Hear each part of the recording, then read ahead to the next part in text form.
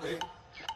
Suena el bongo. Pops and the Rican. Hazme un tumbao, que el ritmo lo pongo yo. Pops and the Rican. Look at this. Pops and the Rican. The Pops and the Rican. What's the Pops and the Rican? Look at the top of his head. Look at his head. Pops and the Rican. Pops and Pops. Hey everybody, it's the Pops and the Pops Rican and the Rican show, show, yep. And if I'm not mistaken, I'm Pops, And I'm the Rican. and that makes us the Pops and the Rican show. Yeah, so Put it together. hey, we're here at our home club in downtown Indianapolis, Joker's Live. Joker's Live, yep. If you're looking for a great place to see live comedy, Yeah. check out Joker's Live. And their open mic is awesome too as well. Oh on yeah, Mondays. Monday nights they got open mic, and so if you're thinking, hey, I could be funny, Yeah. Let me go try it. you could come down and give it a try. Right. And then when you realize, hey, I need some help. Well, that's the We reason gotta- we yeah. that's the reason we've got our guest out today. You want to listen to this podcast definitely Because, because we got a special guest for Yeah, that. the cool thing about the Joker's live open mic, or are they what is it? What do they call it? Joker's mic night, or what do they? Open I mic think that's night? what they call it. What's Joker's mic night. That's what Okay, it is that's on what it is. Facebook. Joker- yeah, Joker's If you go to mic Facebook, you can. But yeah, you.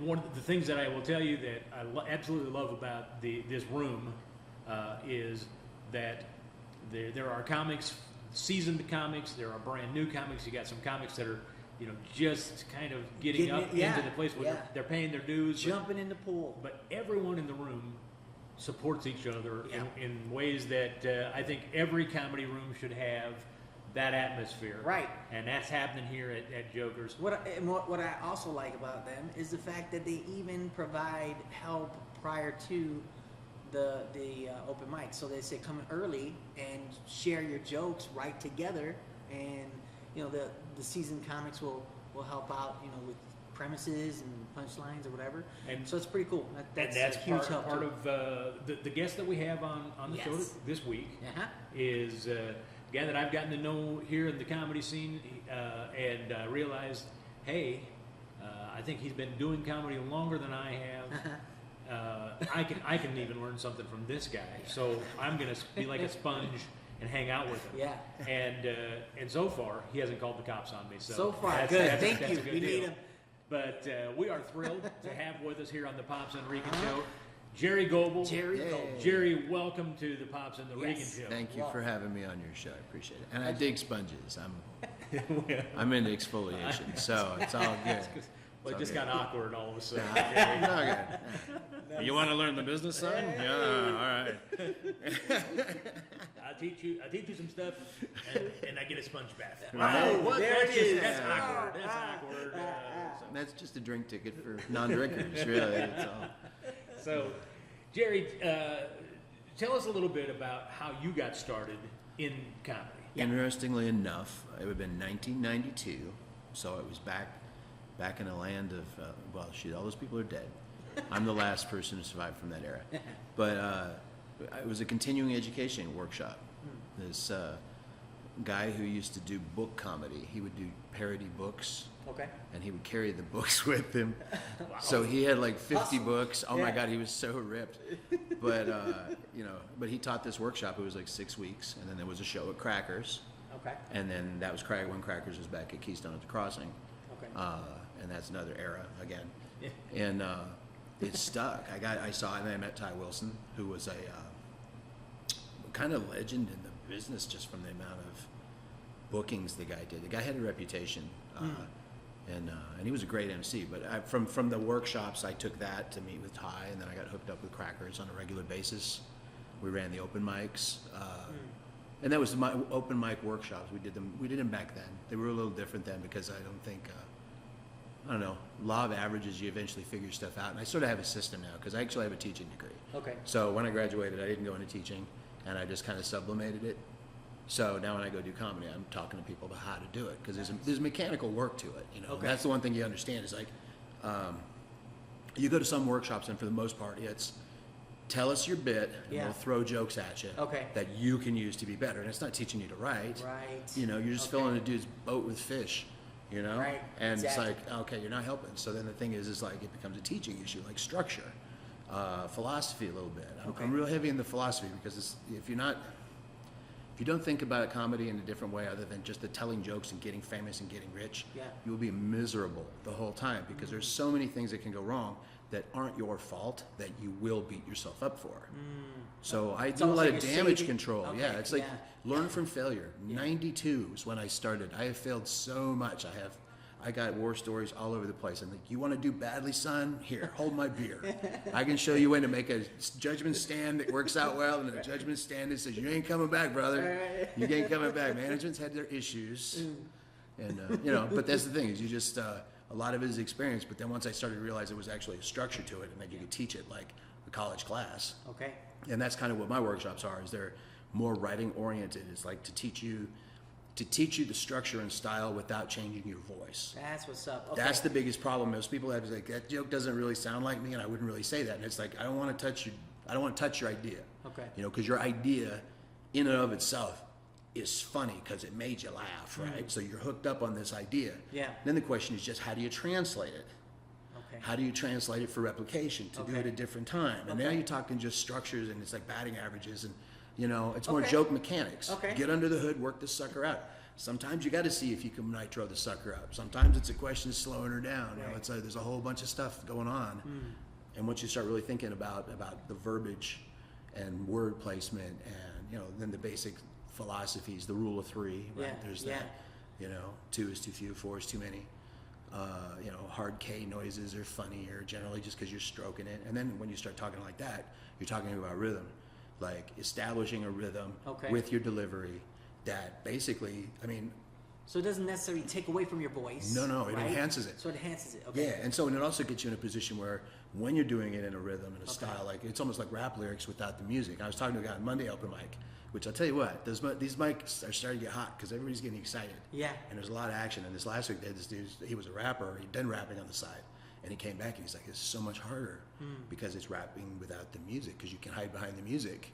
And I'm like, exactly, man. Right, this is Viking shit here. Okay, We are Vikings. Okay, And, that's good. Yeah. Okay, so before we jump into like that, or allow you to jump into that, this is going to be happening here at Joker's. Yeah, You're yeah. Training and doing workshop here, right? Well, I'm starting the first one. I'm letting everybody get accustomed to the idea. So what it'll be is we're going to do 3 workshops, 2 hour long.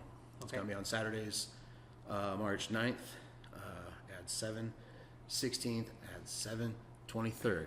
Okay, so it's all the Saturdays, right? All right. And then we're going to do a graduation show on April 4th, and that's where we'll do it in the showroom. It'll be a live show, booked like a showroom. There's going to be tickets, and the thing is on the ticket thing, Joker's has this. Ike had told me, the manager. Yep. It said his basic philosophy is help me help you make money. He said that in that conversation. And I was like, that's exactly it. So when I started thinking about this whole contest thing, doing the show, for the graduation show, is get them a little kickback on ticket sales. Right. Learn how to book your own shows. This is the Joker's method of doing it. And if you can do it with the Joker's method of booking, which is different from other clubs, every club's got different philosophies on how to handle the help and the breakdown and stuff. Right. And Joker's, this plays into it. Because a lot of times when you're doing your own room, and as far as self-promotion goes, unless you're pushing your own tickets on self-promotion, people just don't magically appear at shows. You have to put the elbow grease in it, but if you know how to do it effectively. That's it. Right? Yeah, because a lot of, this is what I'm learning, I don't have a degree in marketing, but I'm in that field because I do a lot of graphic design and web design. Right. So all of the different platforms that are out there is ridiculously so easy to do, but some comics, it's hard to be creative, to be able to create really good posters or flyers or ads. Right. So it's difficult for them to understand, okay, if you get your name out, if you get out there and you put yourself out there using these specific platforms, it'll enhance at least your brand, Right. whatnot of yourself. And there is something to be said about the philosophy of you get good, you get noticed, you get paid. Right. So if through your training, you're helping young comics get good at writing Yeah. and writing it within their voice, Right. so that it's true to who they are. Exactly. So when they get up on stage and they tell a joke, the audience goes, I believe that. Yeah. I'm going to go ahead and like this guy. Yeah. Right. Versus, it's a bunch of crap. I don't believe that. Right, right. I'm not even going to laugh at this idiot. You Yeah. know? But so you're helping on the get good Right. aspect. Yeah. Yeah. And then when you take and you get a hold of some of what Steve is talking about in terms of how do we help young comics put together a solid press kit? How do we Right. help them? Exactly. How do we help them understand how to get noticed? Right.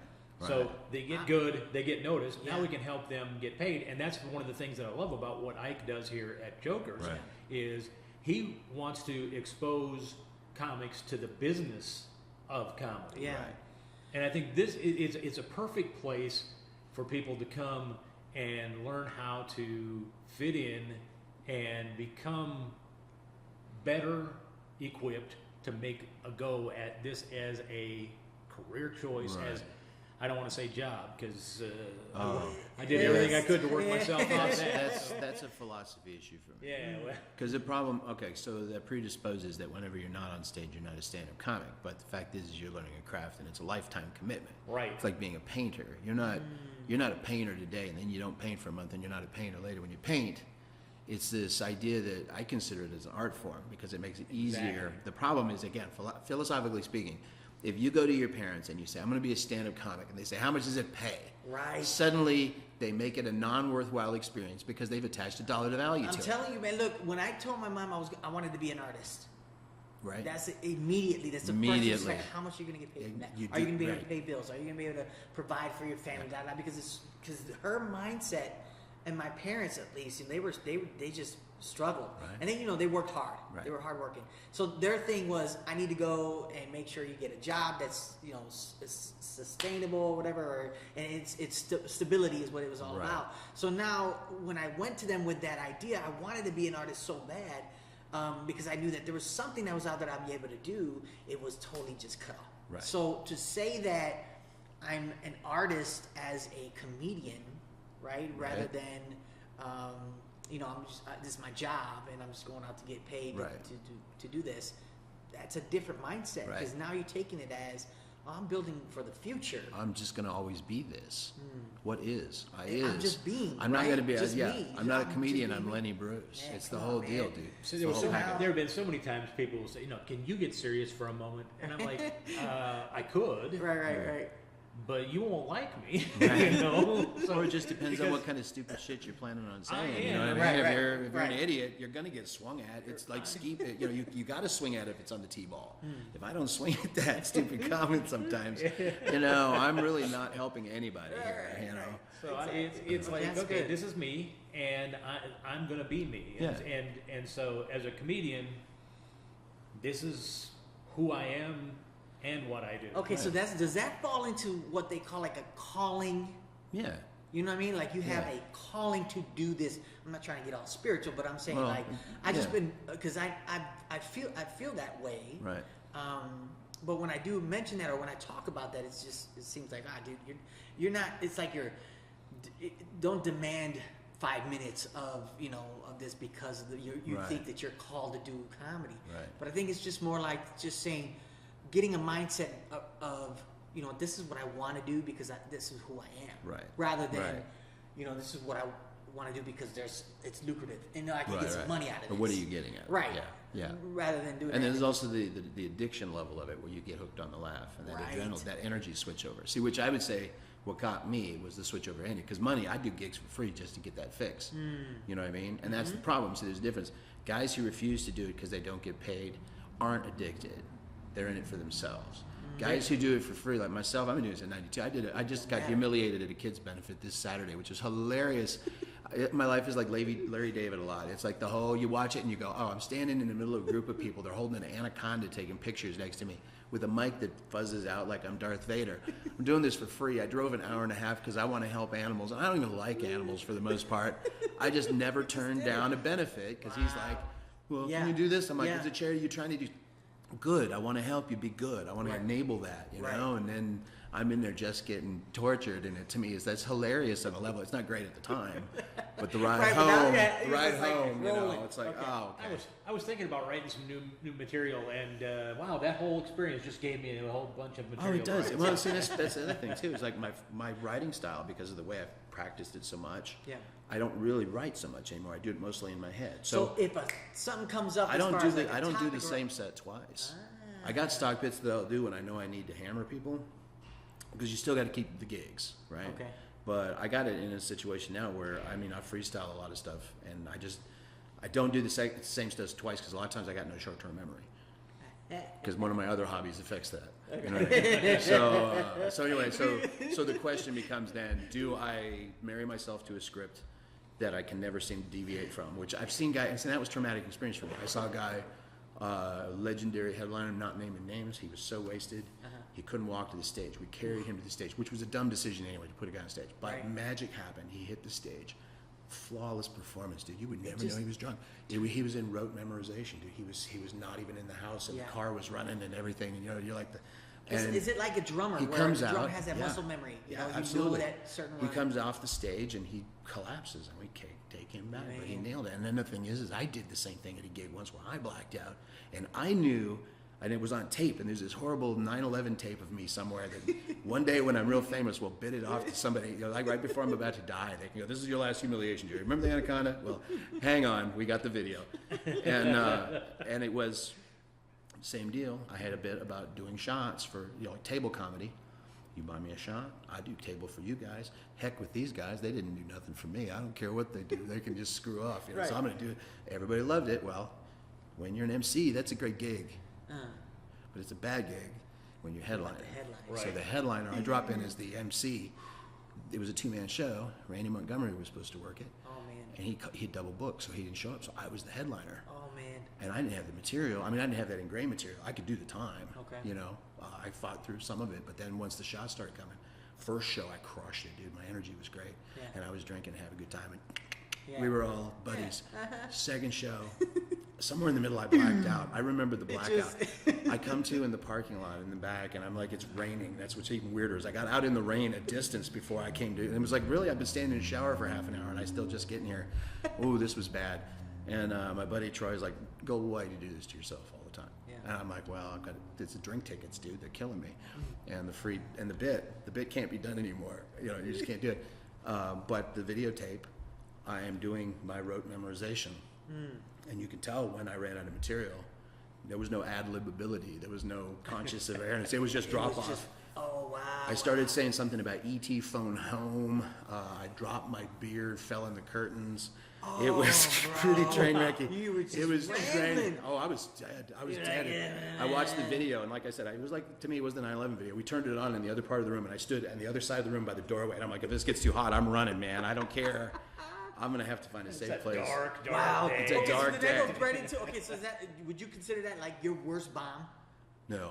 Oh, you gotta share. No, well, there's so many. Okay, I we'll mean, get to that. We'll get to that. good lord, We'll this get is to that. you got how many weeks we got here? Are we doing? This is gonna be like a I Ted love Bundy talking special. about- yeah, I love talking about that. I love The it. Rican loves I to hear love the, it, to bro. hear Oh the my hell gosh. gigs and the stories Oh of my pain. gosh. He's like, Yeah. hey, come on, tell me more of that. Time you got kicked in the head by that goat. Come on. It's like, see my scar and the scar. I get this scar over here. It's like telling those war stories, Right. man. It's Right. cool. How Okay, do you so- how do you know when things are going wrong? Well, here's another story. You know? And then that's the essence of teaching: is this is what'll get you killed. This is how you talk your way out of it. And I think towards the end, I've gotten so jaded, like I'll start shit just to see if I can talk my way out of it. And it's just like, I really don't have a stake in this, but gosh, I just like to see. Sometimes you want to flex. Yeah. It's I think I got this, and then no.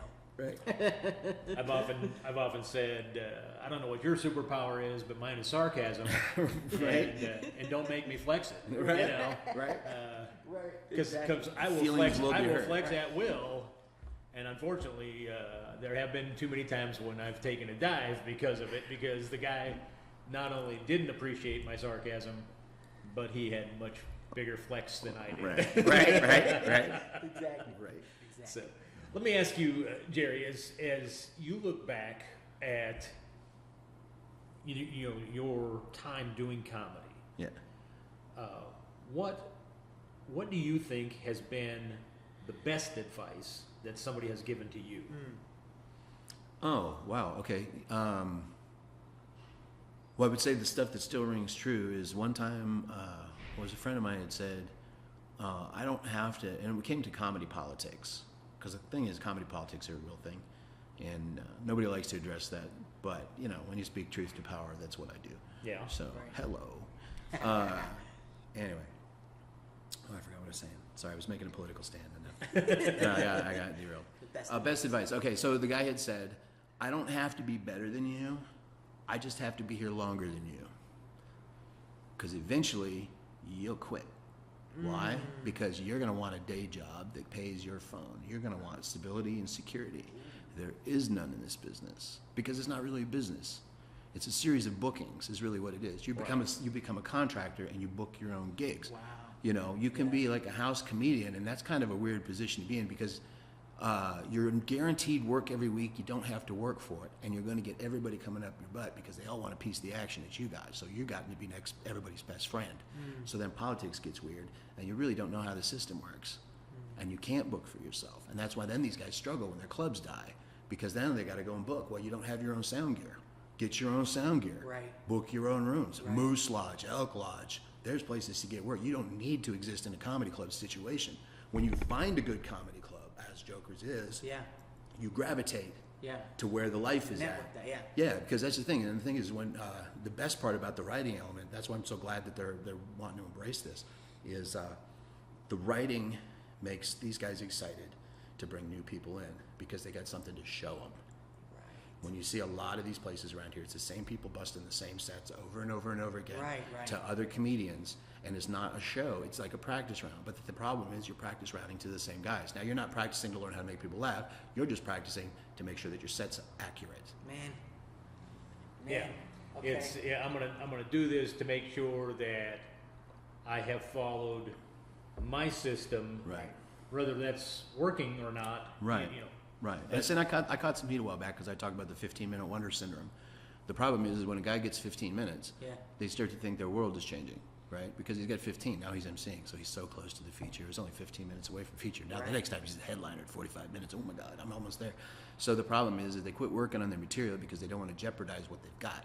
So they quit doing that. They've got a perfect 15 minutes they can audition with anywhere else, but they never learn to write to get to the feature spot, to get to the headliner spot. Come on, man. And that's all just about, see, my problem is I've been misunderstood in my actions. Most of my actions towards the scene in the last few years, I've kind of stepped away from it because of the church, because I was doing shows on the church. Which, yeah. The Comedy explain, Grinder. Yeah. You know, the Comedy Grinder was a show we put on at the First Church Cannabis.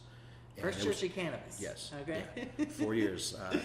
And we did the show for a year and a half. It was a live stream comedy show. Uh-huh. So my point was, come in and do a 15-minute set or a half an hour set, depending on what you want. I'm willing to give you whatever time you want to live stream in front of. We had audiences for sometimes it was 2 or 3 people and you're playing to an empty room, but there's a live stream and those live stream people were watching. So the idea was, come and do it. You can't do the same set twice because they'll have seen you. You know what I mean? So you Right. got to keep So it gets you to- forces you to write. Grinder. Yeah, You have yeah. to be a grinder. I mean, I know Yeah. it sounds like an app, but it's a grind. You know, you have to become a comedy grinder. You have to continually write and continually practice and continually push it because you're hanging on to these old jokes like they're your life preserver and you won't let them go. And the problem is the life preserver is there to save you like a holdout pistol. You don't have to cling to it desperately every show. It's like a Derringer. I've got it. I put it in my pocket. Yeah. When I need to kill a motherfucker, Yeah. boom, I got it, Oh, right? yeah. And I pull it out and it always kills. And they go, wow, we've never heard that joke. It's because I don't put my jokes out here. I don't put my set out here at the show. That's, again, another reason I do different sets every night because I'm not going to, when I need to win with the comedians, Yeah. You I'm will going to bring it win. out? Ah. I'll hammer the win. Okay. But that's why you do these things. It's not, you know, and then it's like I save them for paid gigs. I don't want to overdo it. Another thing too is the problem in comedy with the comedian politics is eventually familiarity breeds contempt. So what happens is you get good and you start getting good and get your notifications and you start getting work. The haters who aren't getting that, their frustration will turn to you and they start Bunch of nitpicking. crabs, yeah, in the I bucket. I hear them doing the same set again. You're doing the same set again, and then they start berating you. And that's actually been a reason. See, and the thing is having the same set isn't a bad thing.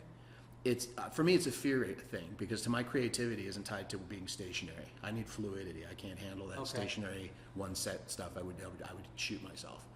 It's how many times you want to hear that same joke? Right. You have to hear it every single time you say Right, it. 'cause Oh my right. God, I got jokes that if I'm like, man, if it's a zombie that one more apocalypse and I time? need the courage to do it, I'm gonna be like, oh, you remember 2 cell phones? Blah blah blah. You know. That's good. Yeah. Okay, so is it okay? Well, you had said a point about oh jeez, it just left me. I know that's the same problem I I have. thought that was, Man, I thought that was my your job. age, I'm just bro. more of a channel. I'm just conduit and stuff. I'm here to be the forgetful You're one. supposed to do, man. What's Come on, going what's on, going on? man? What's going on? Well, okay, here's- I'm sorry. The fear of writing new material because it's not going to be as strong as the material that I've Right. been holding on to. Right. So this whole thing of watching the elite that are just pumping 1 hour sets or 1 hour specials on Netflix, you're like, man, every year you pump every 6. Yeah. It went from 2 years to a Right. year. Now 6 months. They're Right. like, I got a new one out, and it's Right. like, how are you just? And then you listen to some of them, and they're not really that good. The Do you think they're just throwing it out there just to put quality content out there? automatically declines, and this okay from comedy records. It's easier to do it when comedy albums are out because it took you longer to get your shit for the album. Like you do your first album, it's great, it kicks ass. Why? Because you spent 10 years working on Just that act, push- and it is yeah. like a razor sharp beam. Yeah. You couldn't get it all on there because you have enough, and that's your second album. And that album usually isn't as good, but it's still got some hits. By the third album, you're looking at retreads and gimmicks, and by the fourth one, you're doing Steve Martin, half banjo, half ad libs in a comedy thing. Yeah, you props know? and all. Yeah. Right, and that was the thing, is like you go look at every comic that had a CD or an album, it's the same cycle. Usually the first one is the best, except for Eddie Murphy. He killed his prior. Yes, I got that one. That's one of like those, you know, when the world ends, I'm going to have the Eddie Murphy album. I'll be like, Eddie, I got you. This is the album you buried. But for the most part, the first album's the big one. You become notoriety. Okay. Comedy specials too, Sam Kinison. First special, that half-hour special, changed my life. Changed my life. That Yeah. changed my whole style of comedy. Yeah. And then later on, you see episodes farther down the road, he's doing old Steve Allen bits and stuff like that. Because he's got to fill time and he's got to do his special. So the quality by default becomes weaker unless your wife is writing for you. Right. Well, okay, now that's another And why thing isn't I she heard doing too. her own time? You know, that's why I'm thinking, come on, man, That's let her another have thing I her heard own. too is these comics that are pushing out, they actually have writers. Right, so what's the big ghostwriters deal that are writing about for them. how are they such great comedic geniuses? They rehearse other people's shit. And Welcome that's to what- it's writing, like- man. Don't do, yeah. no, See, I'm that's the thing. Viking. It's almost like, okay, then can we compare that to athletes who use steroids? It's It's what- like you're using something to enhance. I would look at it as more like crutches. Well, It's more of a crutch. there It's not were- really making you what you are ideal sense. You know what I mean? It's you're using excuses to get around the real hard work. there were some of the Yeah. the old greats that you knew they had writers. Bob Hope. Bob Hope, but the beauty of what Bob did, because I know one of my personal friends was a writer for Bob for years, Yeah. and she talks about how they had to spend so much time really getting to know Bob, Right. and to kind of get to know the heart of Bob. Right. So when they wrote, they were writing for his voice. Right. Today, there's so many writers that they're writing stuff from their perspectives in their mind, and they're throwing it out there, and they're getting thrown out to comics that then have to try and make that in their voice, and it's not as believable, Right. Right. Unless and you, it's I not mean, as enjoyable. They're just buying as, the joke. They're yeah. not buying who gets okay. it. Yeah. What? I mean, Well, I think that I Amy would think- Schumer thing, she got accused of a joke and stuff. Yeah, but stealing. She bought a joke from somebody else who stole it from someone else. So now by third party theft, are you guilty Are you of guilty? theft? No, You know what I mean? exactly, Why exactly. why entertain that? Just write your own stuff. If it takes you a year to get it out, it takes you a year to get it. It takes you 2 years. I think that when they started saying, because I think Louis C.K. was the one that said do a new album every year or do a new set every year. And the thing is the problem is that's great if you already know how to write. If you don't know how to write, now you're just blindly farting through the crowds. You know what I mean? That's So true. That is true. so without an educational program to that, So everybody, I love Louis C.K. I think he's getting a bad rap because of the politics beside of it. I would just like to say he was probably beaten off in front of him because he didn't want to give him the chlamydia he had. Right? Isn't that the thing? Isn't that the whole point? So it's really, maybe it was doing a public service by keeping it away Just, from him. I and mean, like, just let the look, guy stand go. over there. I You don't know, wanna, and his school shooting bit, the whole controversy there, Doug Stanhope did it better. Okay, when he did his school shooting bit with Kim Kinkle being, oh my God, that was a hilarious bit. Die Laughing. Great album, one of the perfect gems and stuff. He hit every topical issue, and he hammered it. And that school shooting bit, boom. Okay, so now that goes. It's on the table. Okay, so now that goes into the writing, what we talked about before in our previous podcast, where there's so much sensitive, PC Right. stuff happening now. Where, as a young comic writing, obviously you shouldn't go up there and just start attacking these big topics, or should you? Well, if Because you don't know really anything know about how to it, write to that. I was gonna say Okay. if you're not coming at it from a solid perspective and you don't have a unique take on why you're talking about it, Right. then keep your mouth Then shut. keep it shut. But if you're coming to the table and you have something to say, Yeah. that's going to bring a fresh perspective on it, Yeah. and you're coming with your point of view. But it's still you're guessing Then- it's a fresh perspective. Well, But you're taking that gamble. because if you've ever been at an open mic and you see like young guys talking about getting laid, and they've never gotten laid, and they're not even using the right terminology. Same with pot smokers. It's like, oh, I was boofing the pot. You're like, you're such a poser. You just want to be cool, so by association, you're saying something to be cool for the bit. So the bit's not really about the joke. Really, the bit's about your ego. Okay. Right. If you had funny, you wouldn't have to use the misinformation to do it. It's So just that really, goes with Dennis. know Dennis what you're is saying, talking know what about. You're talking about. You should Make sure always it's be the real. last word of truth. And that's what comedy gets away from. That's a problem with guys like Larry the Cable Guy and these character actor people, is they're not truthful. People really believe they exist, believe it or not. Wow. Okay. Okay? Yeah, it's a good point. And I don't That's a good. I don't know if I should go there. I don't know how this reaches, but I mean, if I were to make a suggestion, one of the guys that started out in my writing workshops is now a huge another person, but he can't leave his room without his wig, or people will go, whoa. So I'm like, what are you talking hate about? that persona. Yeah, because it's a false start, man. And in this day and age, man, with enough Twitter fake bots, do you really honestly need some guy doing dick jokes to you who's got an MIT degree?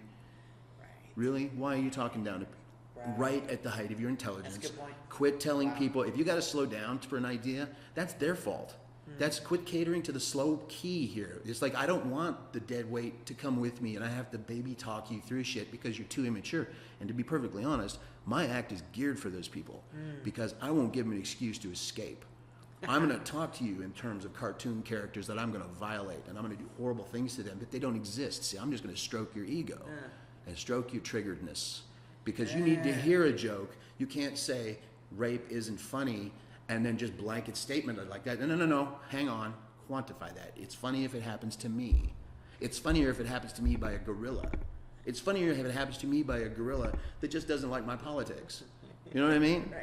Right? So it's a question of how you apply. Words do not have any kind of thing until you put intent with it. And people have lost track about intent. That's why racial epithets, when they fly out, the intent of the word is why people don't get beat up. If your intent is to cause anger and hate, you use an anger word and you get your ass whipped because you deserve it. Exactly. Right? Because that was your. Okay, But if you're gotcha. doing it because you want to do a Dave Chappelle impression, Yeah. I can't do Dave Chappelle. I love Dave Chappelle. I find, we did this Doobie character, this pot plant, this kind of this thing.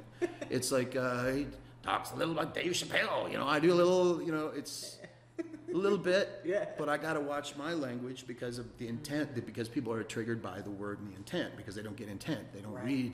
They just look at headlines and are triggered. Right.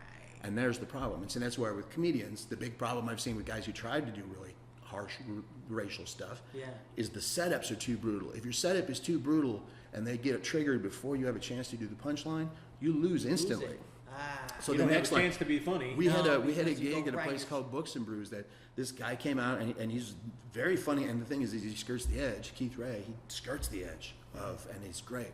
And it's a wonderful thing to watch. It's like a force of nature, So he comes in and he does the first half of the joke, and it doesn't sell. A couple ladies got really pissed off, went complained to management. They didn't hear the end of the joke. The end of the joke was great. Totally neutralizes the setup, because that's the whole point. The setup is a distraction point. It's an ideal that you set so you can flip the script on people. So that's what it's. That's what the whole thing was. So if you don't understand the idea of what comedy is, you're just a triggered idiot. You're going to hear a sentence and go, "Whoa, I'm taking it out of context. Let's record it and let's get him off the air and let's ruin his career." And post that on Facebook. just leave and Louis YouTube. C.K. alone. If you're complaining about Louis C.K., you're probably ignorant as hell. If you've got an issue, you should write a set and man up like the rest of us and do some stage time, or just shut the fuck up, because it's not. It's not a valid criticism. Sorry, I don't know. You guys aren't PG. No, are it's you? good. Okay. It's all good. Sorry. I should have asked that first. I'm like, oh my gosh, am I doing the kids show again? The Anaconda didn't eat Well, the. we were until we invited. And now I Gerry got you. Gobel, I got you shadow banned. I'm No, sorry. trust me. We just Dang had it. a episode. If we don't have the truth and censorship in the same episode, it just wasn't worth it. Well, Man, that's good. Cause okay, so when you approach your writing and your set and your bits and stuff, are you thinking psychology in your writing? Like I'm gonna go up there and not necessarily shock value because you know everybody's always like I'm gonna be a shock value comic, but more of okay, there's some thought put through this to get Yeah. them to think, to bring them in and to hit them. Right. Now that's an evolution because the thing is when you're writing and you're young, Yeah. you go through the process of saying what can I do and what can't I do. You know what I mean? So you don't know what your limits are, and that's where the shock value is. The problem with the shock value is the person making the shocking joke thinks that the joke is making them clever, but it's in fact the shock that gets the reaction, not the joke. So it's just a difference of opinion, and the problem is you have to know where the point is that nobody's going to respond to you anymore. And if we would condition comedy crowds to just not react, the best thing you can give a dude is silence. You want to give a guy nothing. Yeah. Don't boo, don't do nothing. Just be dead silent. You watch 200 people shut up on you and just not speak and not even say a word and just judge you. Your set's done, brother. Yeah. You are going to have an anxiety issue on stage because you're going to realize you stepped in it. Yeah. And you watch dudes do that all the time, but Yeah. that's the thing. But other people, they want to argue and fight. And the problem is with arguing and fighting is it gives them a chance to rebut. And if they're clever on that rebut, they're forgiven. So you want to punish your guy, shut the hell up. That's the easiest way to do it. You know what I mean? Okay. Well, part of what you're talking about is one of the reasons that you know that I'm a pretty vocal person when it comes to, hey, if you can write clean Yes. and clever, Yes. you can work anywhere. Right. And then you can take that clean, clever bit, and you can use whatever language, whatever Right. the topics, or whatever, and you can go and be funny. Right. Exactly. But there's too many comics today that, much like the shock piece Right. of this, they think, oh, if I drop one word, Right. it's going to make it funny. Well, and then they mistake it. They Yeah, get a and reaction, and they exactly. and they do And the it goes back to what you're right, talking about. right. They get a reaction, and they think, oh, well, I was clever, and that was funny. Right. And that's when just uninformed science. They weren't getting. They weren't actually getting the laugh. They were being lazy and sloppy, and, Right. and It was they, an easy- they it was a stumbled, they cheat. stumbled over It was a somebody else. cheat. Yeah. It's a cheat. And so A crutch, so to speak. Now we're talking crutches again. Yeah. What are the weaknesses in your act? Do you need, like asking people for help on bits? That's one of the things. Like, and these little things. Like, if you don't want the crowd to talk to you, don't ask them questions that invite them to come to the stage. Right. And you watch guys do that all the time, and then they get pissed off at people, and then they start They don't fighting respect- yeah. because they don't get it and they Yeah. don't remember. And that's again, people just not thinking about what's going on when they go off stage. And see, my thing is, I'm more of a compassionate care guy. Like after a show, and I see somebody really biff it, I go talk them off the roof. Because I don't need him to die on this. I need him to come back again next week and try again. I want to See? keep him keep him fighting. Okay. Because every guy that makes a laugh is a guy that's helping somebody release negative energy, and that's the real reason for this. So if you can get a guy, and I can train a bunch of guys to do this, and I'm gonna die soon. So you know what I mean? I'm like, the old guy. I'm like, oh, well, you just cute it. I'm gonna die at the end of this episode. Probably. I'll be like, oh, there's just a pile of dust, and all we have is dust and We're dick done. jokes. What's going on? Gobel's gone. Oh, and he protested first, but so what else is new? So that's the thing. Your perspective, your point of view of that is interesting because it's like what you're saying is instead of, let's say, okay, somebody goes up there and they just totally mess their whole setup and they're just all over the place and they're bombing. Right. You want to go there to help them, Right. rather than saying, dude, don't ever get on this. Exactly. Well, and there's also this, and that falls into politics too as well, because the people that want the gigs, the paid gigs, they're limited gigs. There's a finite number of paid gigs, and your sorry ass is in their way. So if you come back, there's almost an agenda to You're make you in the not way. come back. Yeah, okay. Because you're a stranger, you're an outsider. This is my club. I come here every week. I deserve to be the next. And it's like, well, you know what? If you really knew your material as well as you think you know your material, you might get work. But the problem is, you're so busy worrying about what other people are doing and how their reactions are. You're not even in your game.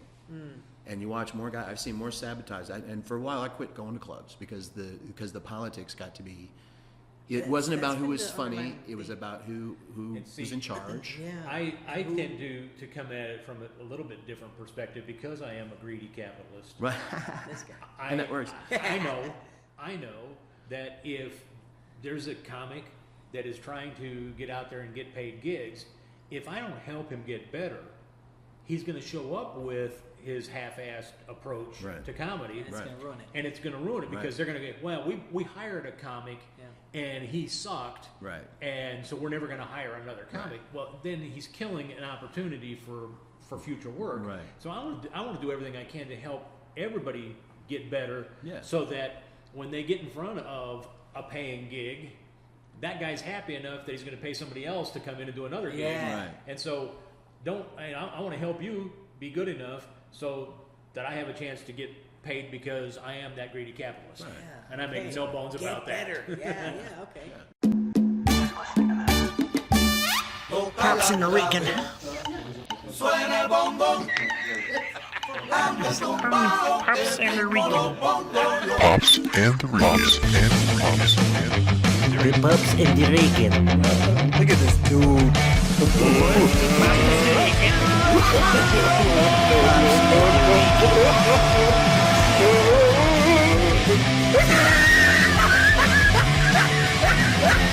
Look at the top of his head. Look at his lips. Pops and